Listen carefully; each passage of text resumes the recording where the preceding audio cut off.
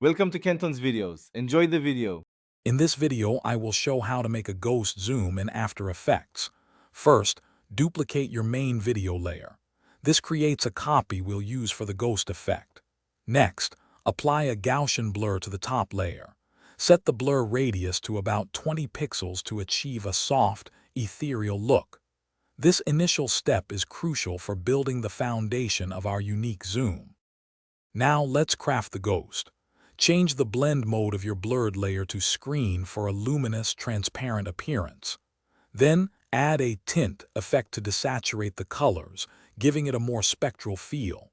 Finally, use levels to fine-tune the contrast and brightness, making your ghost stand out just right. For the zoom, we'll animate the scale property of our ghost layer.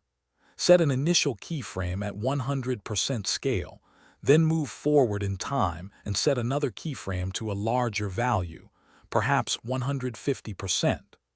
Also, adjust the ghost layer's position slightly to create a more dynamic and engaging zoom effect. To refine the ghost zoom, add opacity keyframes to make the ghost fade in and out smoothly. Apply motion blur to the ghost layer for a more natural and fluid appearance during its movement.